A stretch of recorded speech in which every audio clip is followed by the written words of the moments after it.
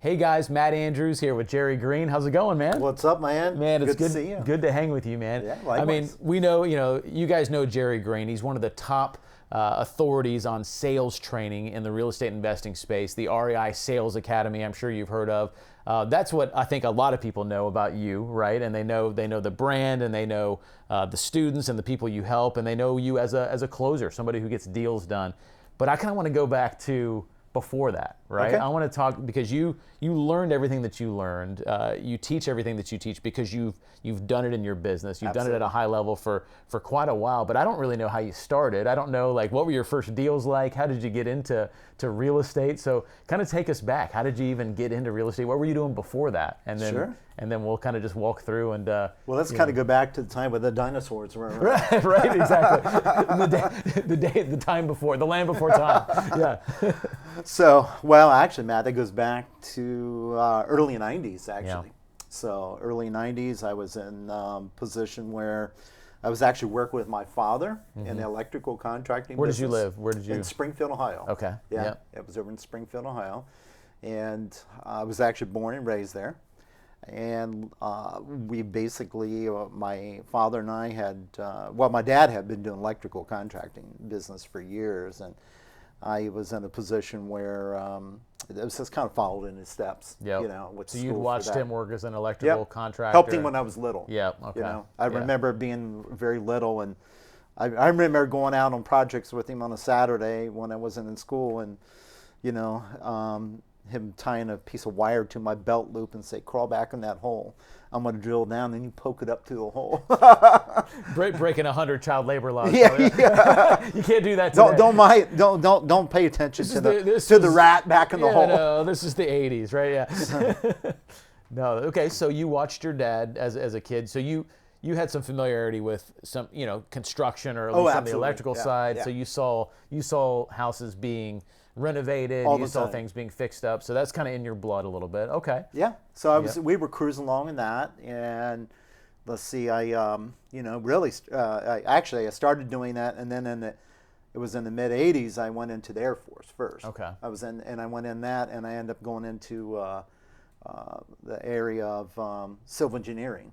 So that's where I started at, and I was trying to recall that, but that's how I started in it. I got out of the Air Force side of things, and I decided that was in the mid '80s, and my dad said, "Hey, why don't you come back?" And I said, "Okay, cool." And he says, well, "You want to go to work for me in the company?" And that's pretty well what I did, and then we started growing that together. Yeah. Okay. So we had Green and Son Electrical Contracting. Yeah. So, Okay. yeah. Good deal. So we done that, and then moving into the early '90s, we were still moving along on that, but we done a lot of work for like a lot of big general contractors and stuff like Yeah. that. And one of the big general contractors that we worked with, I'll still never forget this. He called me at home on a Sunday night, because remember back then you didn't really have the cell phones and stuff. Right. Yep. So I Calling you remember on the landline. on the landline, Yeah. on the phone, hanging in the kitchen. And you have no idea who's on the other side. Nope. Every time it was you were taking a chance. You picked up that landline. You didn't know. Hello? Like, you're wondering, who is this? We right? actually answered back then. We answered, but you had to, Yeah. right? So I 'Cause picked if you up the missed the call. call, you'd never know who it Oh, was. yeah, that's right. You would never know. That's So hilarious. I picked up the call, and it was a gentleman. It was a general contractor. We done a lot of work for. His name was Jim, and he just told me, he said, "Hey, just wanted to give you a call." And that was on a Sunday night, and he said, "I just wanted to let you know we're closing the doors to our operation." I said, "Oh, wow, sorry to hear that, Jim." And he says, "I'm not going to be able to pay you all the money I owe you." I said, "Oh, okay. Well," he says, "also, I want to give you advance notice. We're closing our doors tomorrow." So A little bit of advance yeah, a note. little Yeah, bit. yeah. Sunday night. So I'm like, oh my God. So, kind of fast forward from that, we weren't able to recover from that. It was a big hit. We were just a very small operation. Yep. And within the next 6 months or so, we ended up going bankrupt. Okay. And just really try to figure things out again. So I was in Yeah. a position where I was either going to try to get a job somewhere or start another business, another contracting business or whatever. So I was just trying to figure out what to do. Well, at the same time, all that was going on, I remember a local advertisement came on the television, and it was for a seminar in Cincinnati, Ohio. Okay. A real estate seminar. Yep. And it was through a gentleman that a lot of people probably know ever existed. His name was Charles Gibbons. Okay. Okay, I he was think actually I based think I out of may have Florida. heard that name, but yeah, I don't. It's I don't been know. a long time ago. Yeah. So, But he was kind of a local trainer. well, or he was educator, actually or national, company, Okay. big. Yeah. He was huge at that time. And you saw it on TV. Saw on TV. Okay. So you saw like an infomercial An or like infomercial. Yep. Okay. Okay. Yep. Yep. And I said, I'm going to check that out. So I went to that event, and that was probably about 93, I think it was. Mm-hmm. And went to that event in Cincinnati, sat there, listened to me tell me, all these different ways you can go out and make money in real estate and all this cool stuff. And I thought, wow, this is cool. And I said, I really want to make this happen. Yeah. So you already understood the construction side of the business. Exactly. You understood a lot of the stuff that people are afraid of when they get into the business, electric and plumbing. Like you'd seen all that. That part was old hat to you. So, but you were starting to see now the business side of transactions, how you actually invested, how you ran the numbers, that type of thing, right? Started understanding how to run the numbers, how to figure things out, when it comes to analyzing deals and some of the deal structuring and stuff like that. And it was funny. I'll never forget one of the strategies that really stuck out to me was they brought up the strategy of basically wholesaling. Mm-hmm. And they didn't even really talk about wholesaling. They called it. They just said it was like only thing they talked about then was like an assignment of contract, and that was really all they. I don't even know that it had the full name of wholesaling at that time. Right, probably didn't. No, yeah. So well, when I started I think I started in 1999. It wasn't called wholesaling then. Yeah. It's just funny how that. It was just called doing a quick transaction. Yeah. Or I think Ron LeGrand called it quick turn real estate. Quick turn. Yeah, quick turn. That's exactly what I was thinking of. We just called it doing real estate fast. That's what we called it. Quick turn real estate. Before we named all these strategies, right? But okay, so you went to the live event. You got some materials. You started studying. So how did the first deal get done, or how did that happen? First deal came about. Actually, after that, what happened was I actually ended up hiring a guy as a mentor that I met at the event. Okay. And the thing is, I had to figure out how to pay him, so I borrowed my mom and dad's credit cards. Yep. And that's how I paid him. Yep. So I paid him at that, got started in the business, and I still remember our first deal. And the first actually, the gentleman I met at the event lived in northern Kentucky. So, and part of my coaching was I would go there to northern Kentucky. I would drive there. Yeah. I think it was at least once a week, and I go there and hang out with him and stuff like that. And our first deal we put together was in Kentucky. But it was on a street called Ohio Street. Were you were out looking for properties with him, like looking at properties, looking at projects, possible projects? We go out and we do. Back then we even do, some of the things people do today. It was door knocking, things like that. A lot of the big thing we put, it was like lot of the bootstrap stuff, a lot of flyers and stuff like that. And we put this deal under contract, and I sold it to someone else, another student of his. And I picked up, I think it was $2,500 on it. I said, well, this is really cool. Because my first thought, as soon as I picked that check up, it was like, wow, how long do I usually have to work for this? Right. And I thought, this could really work.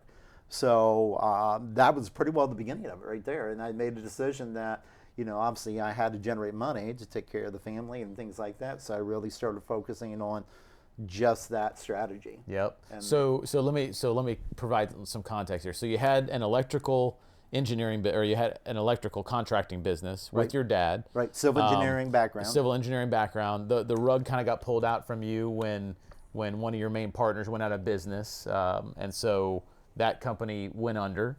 You were looking for something. You saw an infomercial on TV and saw opportunity. You knew kind of one side of the business, but not the business side of investing. Oh, right? I had no idea. And so you took that course, you hooked up with a mentor there, you did that first deal, you cashed a check for $2,500, and that was big stuff for you then, right? Yeah. You thought about, okay, think about how much time this would normally take me to make. You had that $2,500 check in your hand. Now, obviously, you're not retiring on that. Obviously, that's you got to do a lot more deals. But just talk about the difference between not doing that first deal and now having done that first deal and kind of the belief there, and how did that set you up for the next ones that came? Well, obviously I was like so excited about it. It's unbelievable. But then I realized that, this is really real. I think before that, a lot of times a lot of people are in that position where they don't know that it's real until they get that first deal done. Yeah. You know, that's the reality check on That's it. the way it was for me. You know, it's just, you know how it is. It's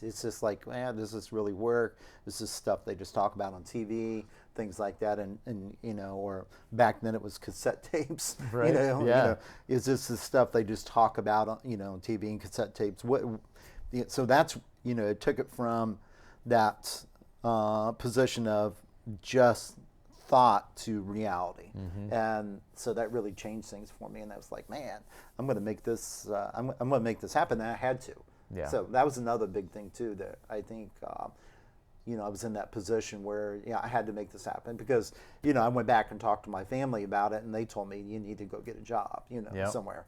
Yeah. So you used our credit cards. Now, yes, now you either got to exactly. make money or go get a job, right? Yep, Exactly. that's 100%. Yeah. So you made that first deal work. Obviously, you made other deals work after that. Now, you know, fast forward many years. Today, you're known as, you know, the top sales trainer in the real estate investing space, the REI Sales Academy, right? That's what everybody knows you as now. So, you know, you get that first deal done, you cash that first $2,500 check.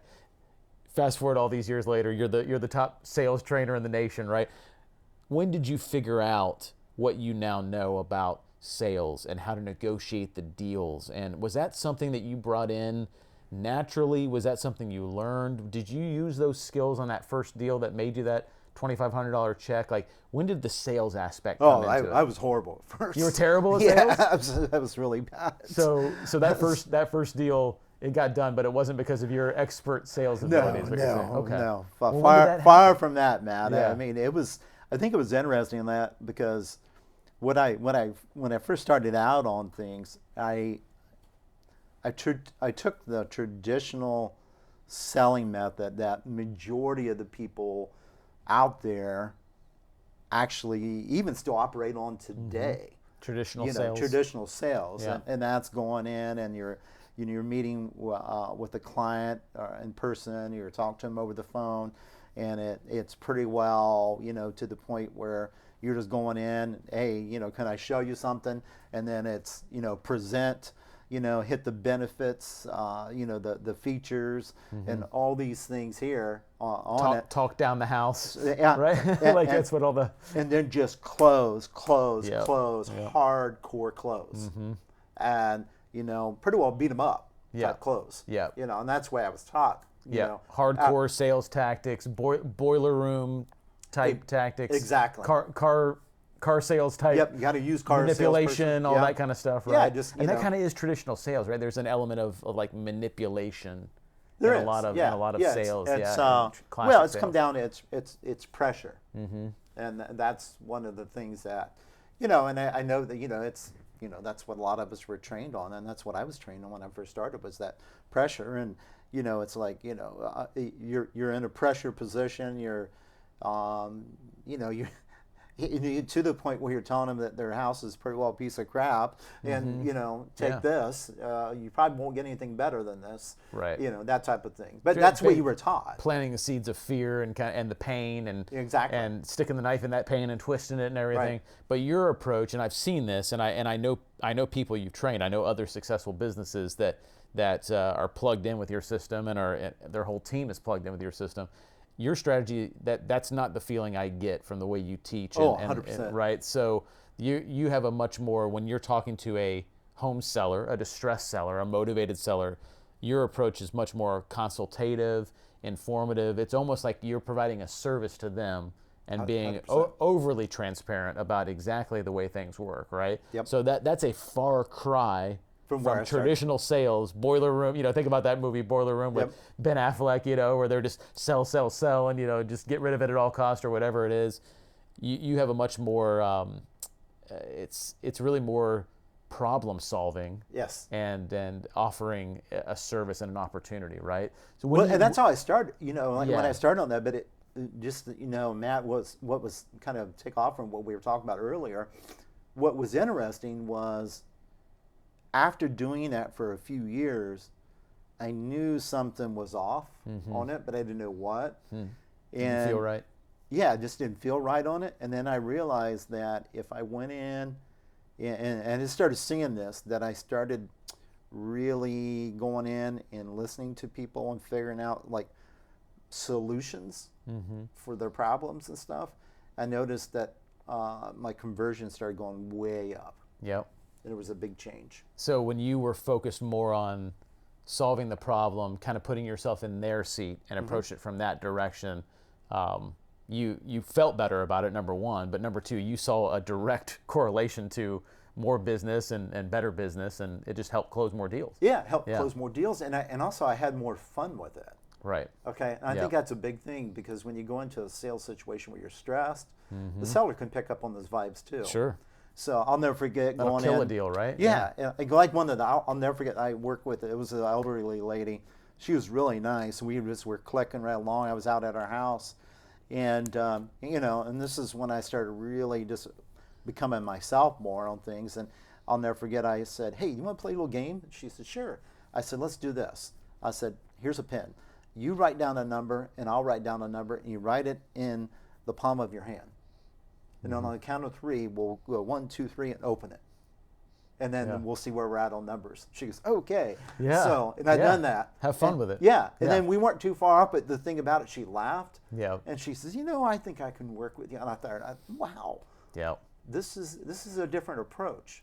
Yeah. It definitely wasn't a set sales process. Sure. No, you were establishing a real relationship and communicating authentically, and it is a different approach than what you're taught in classic sales, right? But that is how you've reached the level of mastery that you have, and that's what I've always heard and seen from you and from the students and the businesses that you help, is that they've got that different approach, and they're seeing a lot of great results because of that. Not doing the hardcore closing boiler room tactics. In fact, I would bet, because I know this is the case, in my business, because I took a more consultative approach too. I bet you win business that, maybe even win business and get deals, and the seller accepts less because they like you. Oh, 100%. Instead of somebody else, right? I've had that many times. So they have turned down another offer that was for more because of the approach of the person. They didn't like their approach, but they liked your approach. They felt heard. They felt like they were actually being helped. Yep. Sold it for less to you, probably, right? So that happens. That really started happening a lot after just a couple years in the business, when I started changing my whole approach. Yeah, I'll never forget. It was another, and I don't know what it is. I kind of connect with a lot of elderly ladies. Yeah. But I remember one called That's up. a lot of the distressed home sellers, right? She called up. This is way back in the '90s, and I remember this. I still remember this lady calling back in and saying, "We had a couple other people look at it, and they offered us more money, but I just really like Jerry. Yep. So I want to work with him." Yep. So, cool. Yep. All other things being equal, people want to work with people they like, and sometimes even if it's not equal, they'd still rather work with someone they like, even if they're leaving a little bit of money on the table. So man. you can't put a price on establishing that type of relationship and leading with what's good for them, and being authentic about it. I'm sure you've left many deals on the table too, because you've been super transparent and said, "Look, quite frankly, this is the best I can do," and you might have other better options by listing it or doing this or doing that. Like, you probably offer other better options when you don't think you're the best. Yep. That gains so much trust with a seller, right? It does, and it's 100%. so different than, like you said, than the classic. So, all right, so we're still back kind of as you're starting your business. You're doing the classic sales techniques then. So obviously, along the way, you discovered a better way to do it. Little by little, you started to form your own techniques, and that's what is the REI Sales Academy now, and what forms the backbone of your curriculum there and everything, and the success. But let's talk about some of those early deals. I know you've had some crazy stories. I'm sure there's some crazy deals. I'm sure there were, crazy houses physically. I'm sure there were crazy legal entanglements on some of these houses. Man. Talk about some of those early deals and some of the problems that you ran into. Well, one that really sticks out, Matt, this is pretty funny. I'll never forget this guy calling up, and just so everybody understands kind of a lot of my process back then, it was pretty well set up where he either went to an answering machine at the house, in a separate bedroom. We had the office, in one of those little mini cassettes. Yep. Yeah. The problem is I started getting frustrated with that, because a lot of times it would get messed up, and I have to take a pencil to get it twisted back. Oh my goodness. Archaic, if I remember. Yeah. So I got that. So I thought, man, I'm going to get a local answering service. So I started using the answering services back then. There was this local mom and pop service. They would answer a lot of calls for like heating, air conditioning companies, doctors, and stuff like that. Yeah.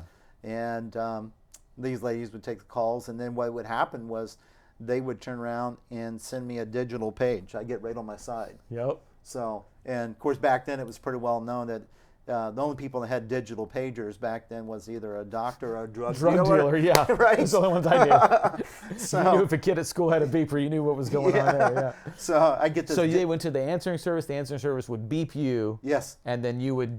Well, they take a call. It'd be Yeah. like Mary Smith, 123 Main Street, and it would Yeah. come up on the little digital screen. Yeah. And then what I would do is most of the time I started getting a little bit of a phone back then, but not much. It was you know, some of the ones that would be mounted in your vehicle. Yeah. Yeah. So, or a bag phone. Yeah. So 10 pounds. Yes. You Yes. do bicep curls with them. Yeah.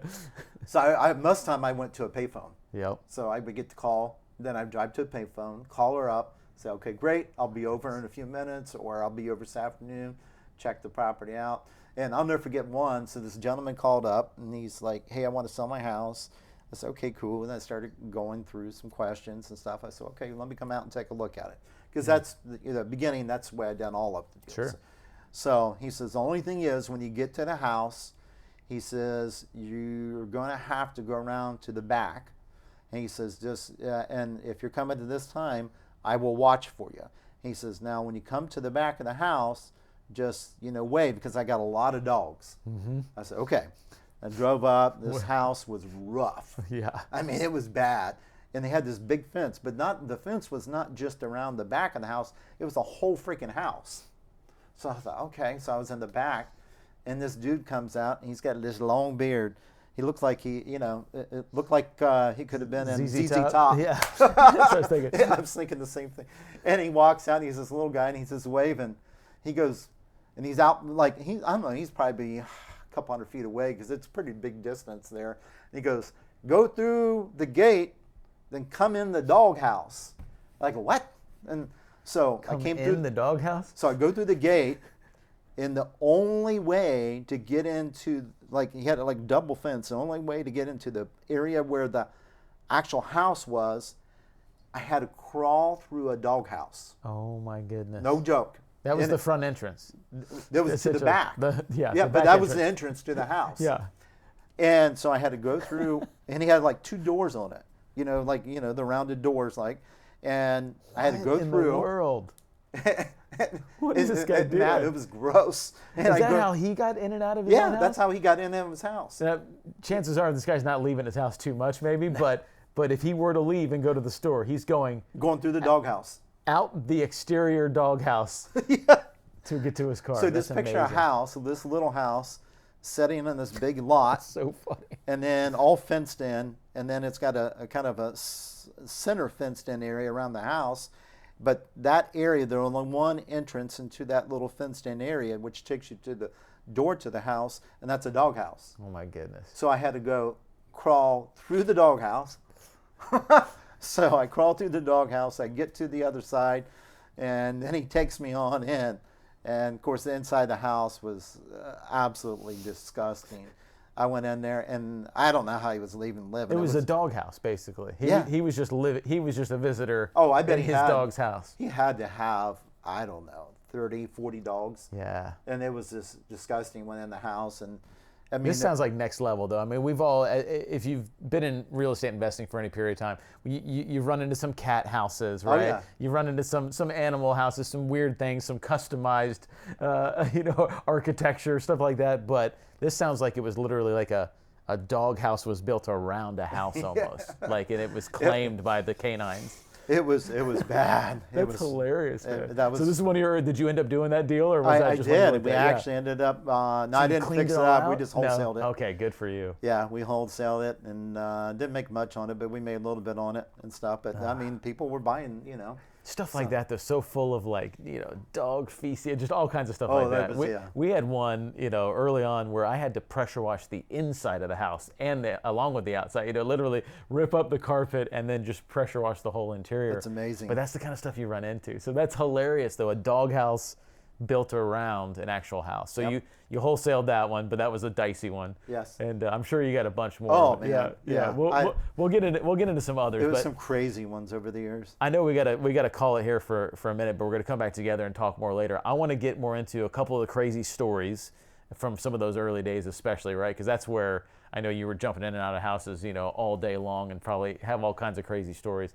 And then I want to talk more about, going from how you got from that hardcore old school sales technique to what you do now, that very consultative, very service-based approach where you are leading as a problem solver to help the motivated seller, because that is what's making your sales technique work. It's crafting it around that. And so I'd love to delve more into how you kind of went from one, and it sounds like it was a progression over years, but when did you discover certain things that became the linchpins of what you now teach others? And so I'd love to get into that on the next one. If that works absolutely, for you. man. Cool, man. Sounds well, good. I know we got some coaching calls to get on to and some masterminds to jump into. So All right, brother. let's do that. Sounds and good, we'll man. come back here in a little bit. All right. All Sounds right. good. See Thank you guys.